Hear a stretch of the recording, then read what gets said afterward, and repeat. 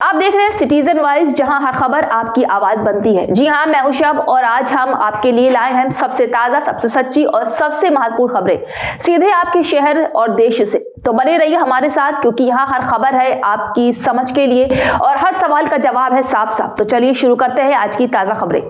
Iran और America के बीच बढ़ते तनाव ने एक बार फिर वैश्विक राजनीति को बेहद संवेदनशील मोड़ पर ला खड़ा किया है। हालिया रिपोर्ट्स में दावा किया जा रहा है कि क्या अमेरिका और इजराइल मिलकर ईरान पर एक बड़े हमले की तैयारी कर रहे हैं। इसी बीच ये भी चर्चा तेज है कि क्या अमेरिका ने सिर्फ 24 घंटे के भीतर इजराइल को 650 टन हथियार भेजे हैं। इन दावों ने अंतर्राष्ट्रीय स्तर पर चिंता बढ़ा दी है, हालांकि इनकी आधिकारिक पुष्टि अभी तक नहीं हो पाई है। अमेरिकी राष्ट्रपति डोनाल्ड ट्रंप के नेतृत्व में सुरक्षा बैठकों का दौर लगातार जारी है। सूत्रों के मुताबिक हाल ही में एक अहम बैठक बुलाई, जिसमें यूनाइटेड स्टेट सेंट्रल कमांड यानी कि सेंटकॉम ने ईरान के खिलाफ संभावित सैन्य कार्रवाई का पूरा खाका पेश किया है। ये ब्रीफिंग करीब 45 मिनट तक चली, जिसमें ज्वाइंट चीफ ऑफ स्टाफ के चेयरमैन समेत कई शीर्ष अन्य अधिकारी मौजूद थे।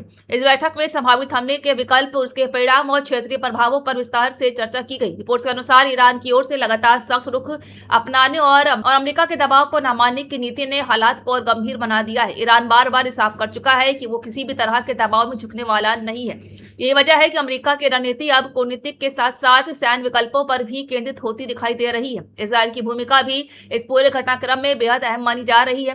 मध्य पूर्व में ईरान और इजराइल के बीच लंबे समय से तनाव बना हुआ है और ऐसे में अगर अमेरिका इजराइल को सैन्य मदद देता है तो ये किसी बड़े ऑपरेशन की तैयारी का संकेत माना जा सकता है। हालांकि 6500 टन हथियार भेजे जाने का दावा अभी तक आधिकारिक रूप से सत्यापित नहीं है, लेकिन ऐसे सूचनाएं जरूर मिल रही हैं। बता दें, विशेषज्ञों का मानना है कि अगर अमेरिका और इजराइल मिलकर कोई बड़ा सैन्य कदम उठाते हैं तो इसका असर सिर्फ ईरान तक सीमित नहीं रहेगा, बल्कि पूरे मध्य पूर्व में अस्थिरता बढ़ सकती है। तेल बाजार, वैश्विक व्यापारिक और अंतर्राष्ट्रीय सुरक्षा पर इससे गंभीर परिणाम भुगतने हो सकते हैं। फिलहाल स्थिति बेहद नाजुक बनी हुई है। एक बार फिर कूटनीतिक प्रयास जारी है तो दूसरी तरफ सैन्य तैयारियों की खबरें सामने आ रही है। दुनिया की नजरें अब इस बात पर टिक गई है, क्या तनाव बातचीत से कम होगा या फिर और बढ़ेगा।